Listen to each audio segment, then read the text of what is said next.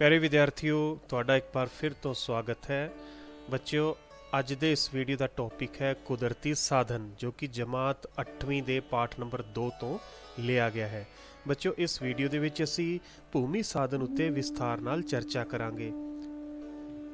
ਬੱਚਿਓ, ਮੈਂ ਉਮੀਦ ਕਰਦਾ ਹਾਂ ਕਿ ਤੁਸੀਂ ਇਸ ਵੀਡੀਓ ਨੂੰ ਸ਼ੁਰੂ ਤੋਂ ਲੈ ਕੇ ਆਖਿਰ ਤੱਕ ਜ਼ਰੂਰ ਵੇਖੋਗੇ ਅਤੇ ਆਈ ਹੋਈ ਜਾਣਕਾਰੀ ਤੋਂ ਫਾਇਦਾ ਉਠਾਓਗੇ। ਬੱਚਿਓ, ਭੂਮੀ ਪਾਣੀ, ਮਿੱਟੀ, ਬਨਸਪਤੀ ਅਤੇ ਖਣਿਜ ਪਦਾਰਥ ਆਦਿ ਦੇ ਰੂਪ ਵਿੱਚ ਮਿਲੇ ਕੁਦਰਤੀ ਖਜ਼ਾਨਿਆਂ ਨੂੰ ਕੁਦਰਤੀ ਸਾਧਨਾਂ ਦਾ ਨਾਂ ਦਿੱਤਾ ਜਾਂਦਾ ਹੈ। ਬੱਚਿਓ, ਇਹ ਸਾਧਨ ਕਿਸੇ ਵੀ ਦੇਸ਼ ਦੀ ਅਰਥ ਵਿਵਸਥਾ ਦੀ ਰੀੜ੍ਹ ਦੀ ਹੱਡੀ ਅਖਵਾਉਂਦੇ ਹਨ। ਇਹ ਸਾਧਨ ਕਿਸੇ ਦੇਸ਼ ਦੀ ਤਾਕਤ ਅਤੇ ਖੁਸ਼ਹਾਲੀ ਦਾ ਆਧਾਰ ਮੰਨੇ ਜਾਂਦੇ ਹਨ। ਬੱਚਿਓ, ਅਸੀਂ ਇਹਨਾਂ ਕੁਦਰਤੀ ਸਾਧਨਾਂ ਨੂੰ ਜਿਹੜੇ ਸਿਰਲੇਖਾਂ ਅਧੀਨ ਜਾਣਾਂਗੇ ਉਹ ਹਨ ਭੂਮੀ ਸਾਧਨ, ਮਿੱਟੀ ਸਾਧਨ, ਪਾਣੀ ਸਾਧਨ, ਕੁਦਰਤੀ ਬਨਸਪਤੀ, ਜੰਗਲੀ ਜੀਵ ਅਤੇ ਖਣਿਜ ਅਤੇ ਸ਼ਕਤੀ ਸਾਧਨ। ਬੱਚਿਓ, ਇਸ ਵੀਡੀਓ ਦੇ ਵਿੱਚ ਅਸੀਂ ਭੂਮੀ ਸਾਧਨ ਬਾਰੇ ਵਿਸਥਾਰ ਨਾਲ ਜਾਣਕਾਰੀ ਹਾਸਲ ਕਰਾਂਗੇ। ਸਮੇਂ ਦੇ ਆਰੰਭ ਤੋਂ ਹੀ ਬੱਚਿਓ ਮਨੁੱਖ ਆਪਣੀਆਂ ਲੋੜਾਂ ਵਾਸਤੇ ਭੂਮੀ ਨੂੰ ਵਰਤਦਾ ਆ ਰਿਹਾ ਹੈ। ਇਸ ਦੀ ਵਰਤੋਂ ਆਦਮੀ ਦੇ ਜੀਵਨ ਦੇ ਵਿੱਚ ਵੱਡਮੁੱਲਾ ਸਥਾਨ ਰੱਖਦੀ ਹੈ। ਬੱਚਿਓ, ਇਨਸਾਨ ਇਸ ਭੂਮੀ ਤੇ ਹੀ ਰਹਿੰਦਾ ਹੈ ਅਤੇ ਆਪਣੀਆਂ ਹੋਰ ਸਾਰੀਆਂ ਕਿਰਿਆਵਾਂ ਵੀ ਕਰਦਾ ਹੈ।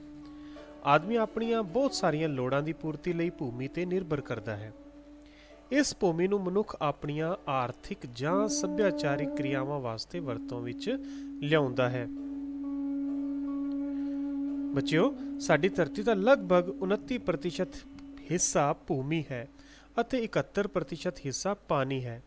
ਬੱਚਿਓ, ਭੂਮੀ ਦਾ ਇਹ 29% ਹਿੱਸਾ ਅੱਗੇ ਕਈ ਧਰਾਤਲੀ ਵਰਗਾਂ ਜਿਵੇਂ ਕਿ ਪਹਾੜ, ਪਠਾਰ, ਮੈਦਾਨ ਆਦਿ ਦੇ ਵਿੱਚ ਵੰਡਿਆ ਗਿਆ ਹੈ।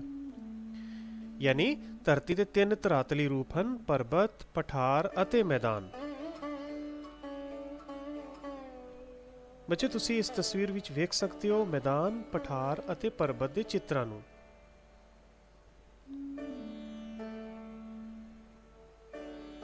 ਬੱਚਿਓ, ਭਾਰਤ ਦੇਸ਼ ਦੀ ਗਿਣਤੀ ਵੱਡੇ ਦੇਸ਼ਾਂ ਦੇ ਵਿੱਚ ਹੁੰਦੀ ਹੈ।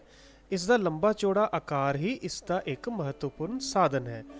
ਬੱਚਿਓ, ਭਾਰਤ ਦਾ ਖੇਤਰਫਲ 32,87,782 ਵਰਗ ਕਿਲੋਮੀਟਰ ਹੈ। ਭਾਰਤ ਦਾ ਲਗਭਗ 30% ਹਿੱਸਾ ਪਹਾੜੀ ਹੈ। ਬੱਚਿਓ, ਇਹਨਾਂ ਪਹਾੜਾਂ ਨੂੰ ਸਾਧਨਾਂ ਦਾ ਭੰਡਾਰ ਵੀ ਕਿਹਾ ਜਾਂਦਾ ਹੈ, ਕਿਉਂਕਿ ਇਹ ਸੁੰਦਰਤਾ ਦੇ ਪੱਖ ਤੋਂ ਵੀ ਬਹੁਤ ਹੀ ਮਹੱਤਵਪੂਰਨ ਹਨ ਅਤੇ ਦੇਸ਼ ਨੂੰ ਹੋਰ ਵੀ ਕਈ ਤਰ੍ਹਾਂ ਦੀਆਂ ਦੇਨਾਂ ਇਹ ਦਿੰਦੇ ਹਨ। ਪਠਾਰ ਕੁੱਲ ਖੇਤਰਫਲ ਦਾ ਲਗਭਗ 27% ਹਿੱਸਾ ਹਨ। ਇਹਨਾਂ ਪਠਾਰਾਂ ਤੋਂ ਵੀ ਸਾਨੂੰ ਕਈ ਤਰ੍ਹਾਂ ਦੇ ਖਣਿਜ ਪਦਾਰਥ ਪ੍ਰਾਪਤ ਹੁੰਦੇ ਹਨ। ਬੱਚਿਓ, ਇਹਨਾਂ ਪਠਾਰਾਂ ਤੇ ਖੇਤੀ ਵੀ ਕੀਤੀ ਜਾਂਦੀ ਹੈ। ਮੈਦਾਨ ਬੱਚਿਓ ਖੇਤੀਯੋਗ ਅਤੇ ਸੰਘਣੀ ਵਸੋਂ ਵਾਲੇ ਖੇਤਰ ਹੁੰਦੇ ਹਨ।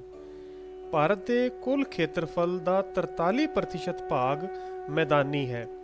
ਬੱਚਿਓ, ਮੈਦਾਨ ਮਨੁੱਖ ਦੀਆਂ ਅਨੇਕਾਂ ਹੀ ਲੋੜਾਂ ਪੂਰੀਆਂ ਕਰਦੇ ਹਨ। ਖੇਤੀਬਾੜੀ ਅਤੇ ਬਨਸਪਤੀ ਦੇ ਪੱਖੋਂ ਮੈਦਾਨੀ ਭੂਮੀ ਬਹੁਤ ਹੀ ਕੀਮਤੀ ਮੰਨੀ ਜਾਂਦੀ ਹੈ।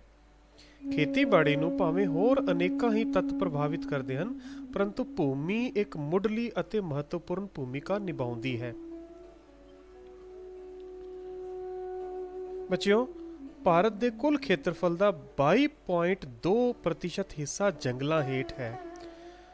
ਲੇਕਿਨ ਭਾਰਤ ਵਰਗੇ ਸੰਘਣੀ ਆਬਾਦੀ ਵਾਲੇ ਦੇਸ਼ ਲਈ ਇਹ ਰਕਬਾ 33% ਹੋਣਾ ਚਾਹੀਦਾ ਹੈ। ਇਸ ਲਈ ਦੇਸ਼ ਵਿੱਚ ਬਹੁਤ ਵੱਡੇ ਪੱਧਰ ਤੇ ਦਰੱਖਤ ਉਗਾਉਣੇ ਚਾਹੀਦੇ ਹਨ ਅਤੇ ਜੰਗਲਾਂ ਦੀ ਕਟਾਈ ਤੇ ਸਖਤ ਰੋਕ ਲਗਾਉਣੀ ਚਾਹੀਦੀ ਹੈ। ਬੱਚਿਓ, ਭਾਰਤ ਵਿੱਚ 46% ਭੂਮੀ ਬਿਜਾਈ ਹੇਠ ਹੈ। ਇਹ ਉਹ ਭੂਮੀ ਹੈ ਜਿਸ ਉੱਤੇ ਬੱਚਿਓ ਫਸਲਾਂ ਉਗਾਈਆਂ ਜਾਂਦੀਆਂ ਹਨ। ਭੂਮੀ ਦੀ ਇਹ ਕਿਸਮ ਬੱਚਿਓ ਸਾਡੀ ਖੇਤੀਬਾੜੀ ਦਾ ਇੱਕ ਬਹੁਤ ਵੱਡਾ ਆਧਾਰ ਹੈ।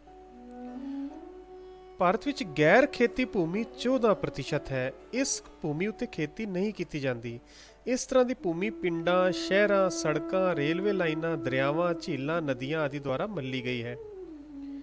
ਬੱਚਿਓ, 8% ਭੂਮੀ ਖੇਤੀ ਤੋਂ ਬਿਨਾਂ ਛੱਡੀ ਹੋਈ ਹੈ।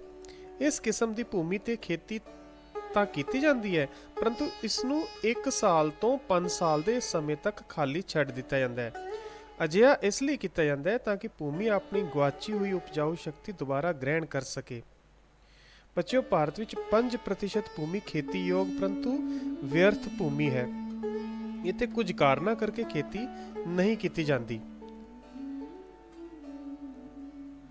ਬੱਚਿਓ, ਭੂਮੀ ਇੱਕ ਬਹੁਤ ਹੀ ਜ਼ਰੂਰੀ, ਮਹੱਤਵਪੂਰਨ ਅਤੇ ਸੀਮਿਤ ਸਾਧਨ ਹੈ।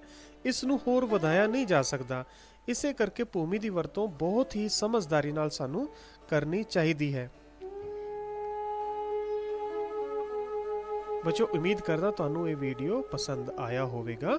Thank you for watching the video.